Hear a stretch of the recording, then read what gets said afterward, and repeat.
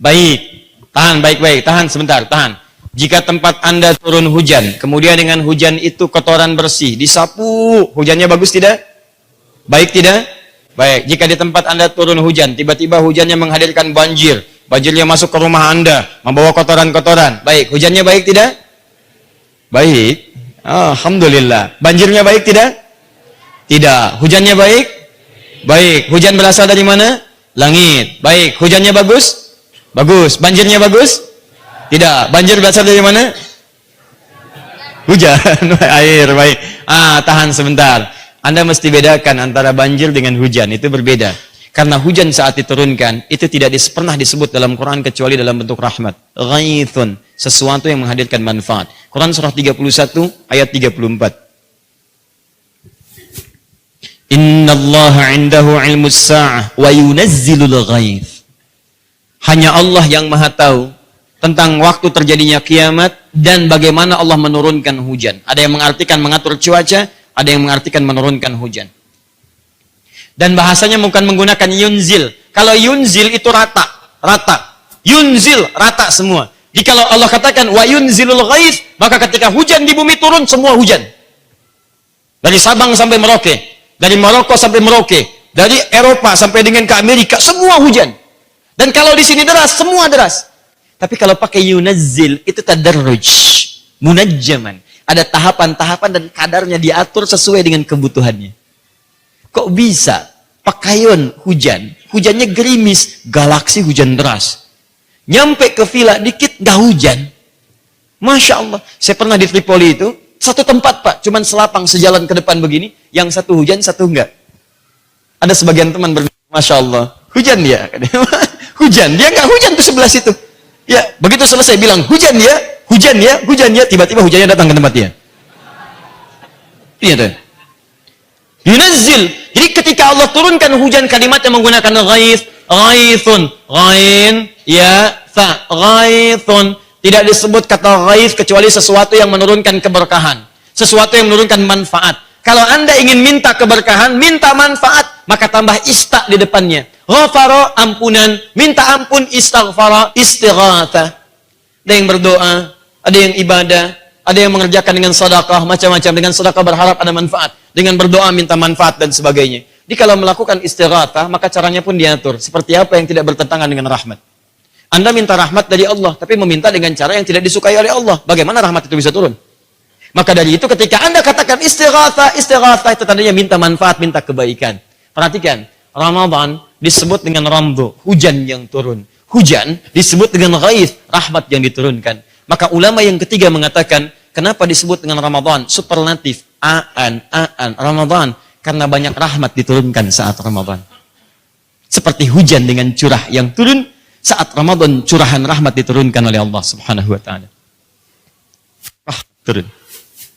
Saya tanya pada Anda, amalan apa yang kita kerjakan kelihatan ringan tapi pahalanya paling banyak?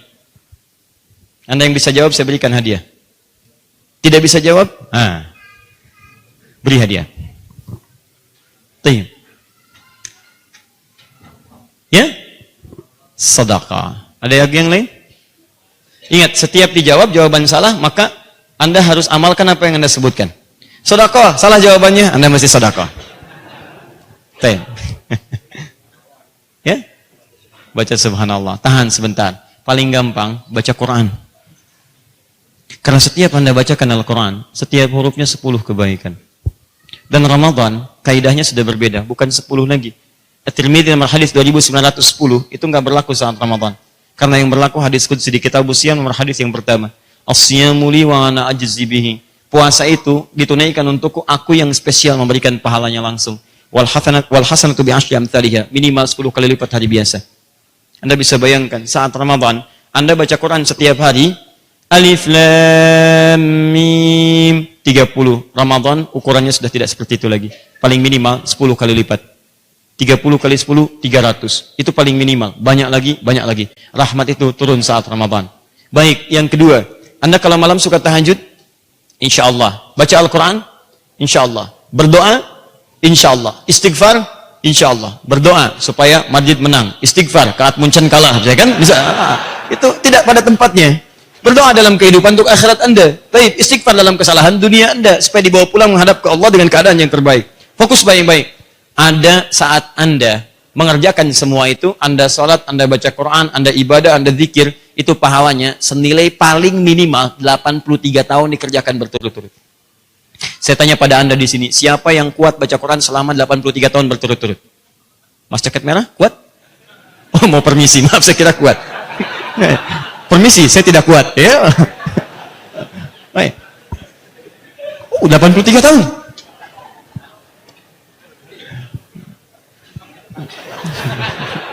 Tuh, saking tidak kuatnya cepat pengen keluar. Fokus ini, fokus. 83 tahun. Kuat gak? Gak makan, gak minum, gak ngobrol, baca Quran aja. Baik, ada satu kemuliaan cuma di Ramadan, bukan yang lain. Dicurahkan, luar biasa, rahmat, pahala luar biasa. Begitu Anda baca Quran, paling minimal 83 tahun nilainya. Jadi begitu Anda baca, walaupun cuma 3 huruf, Alif Lam Mim, seakan-akan baca Alif Lam Mim 83 tahun tanpa henti. Itu paling minimal. Kapan waktunya? Cuma Ramadan. Bahkan disebutkan langsung keutamaannya. Waktunya cuma malam. Kalau malam biasa disebut dengan lail. Tapi kalau malam yang punya keistimewaan, tambahkan tak di ujungnya menjadi lailah. Lail, malam. Di malam ini ada keistimewaan, tambahkan tak di ujungnya. Sifat yang menunjukkan keistimewaan di malam itu. Lailah. Baik. Inna anzalnahu fi lailah. Bukan lail. Wa ma adraka ma Lailatul Qadri khairum min malam Al-Qadar. Itu kemuliaannya lebih dari, bukan sama dengan, lebih dari 1000 bulan. Kalau 1000 bulan saja ada yang menghitung 83 tahun, ini lebih dari.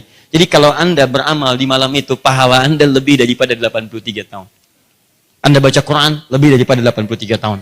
Anda sholat lebih daripada 83 tahun. Anda sodakoh lebih daripada 83 tahun. Sodakoh. Allahu Akbar. Dan yang hebat, Anda istighfar. Maka istighfar itu berpeluang menggugurkan dosa-dosa Anda melewati kadar usia Anda. Itu yang luar biasa. Dan cuma Ramadan. Rahmat diturunkan, berkah diturunkan. Itu luar biasa. Kalau Anda ingin hitung-hitung dosa, silahkan. Ya Allah. Saya usia 34 tahun nih. Ampunan 83 tahun. Masya Allah. Kayaknya satu huruf cukup nih. Nun. 83 tahun. Lumayan.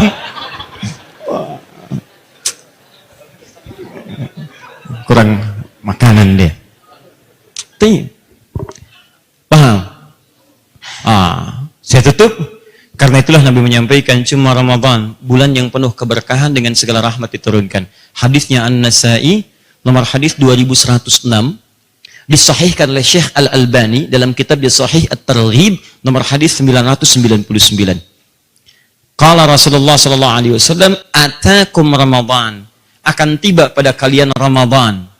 Atakum Ramadan, akan tiba pada kalian Ramadan. Begitu menyebut Ramadan, selanjutnya syahrun mubarak, bulan yang di dalamnya banyak keberkahan diturunkan. Banyak keberkahan diturunkan.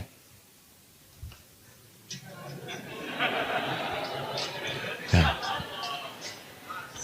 itu luar biasa. Ramadan, sekalipun kita minta sedikit, bahkan kita berisyarat, dosa digugurkan. Ini persis sebelum Ramadan, baru kita melihat tulisan digugurkan. Sebulan itu akan banyak keberkahan diturunkan. Syahrun mubarak. Mubarak. Syahrun mubarak. Sebulan itu ada banyak keberkahan diturunkan. Rahmat yang turun, manfaat yang turun. Bahkan luar biasa, ada rahmat yang melampaui keimanan. Ada rahmat yang melampaui keimanan.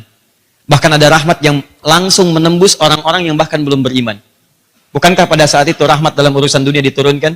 Coba, bukankah saat buka Anda cari kolak? Bukankah saat menjelang Lebaran Anda cari pakaian? Anda cari bukaan, yang jualan bukaannya siapa? Apa semua orang beriman yang jualan? Tidak. Kadang non-muslim jualan kolak. Anda bisa bayangkan, non-muslim yang jualan timunnya, timun surinya.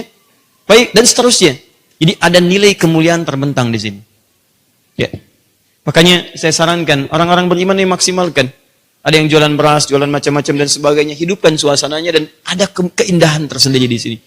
Bahkan kalau Anda betul-betul menjalaninya, demi Allah saya katakan, begitu di penghujung Ramadan, Anda akan banyak menangis. Karena Anda akan kehilangan momentum itu dan menunggu lagi 11 bulan yang berikutnya.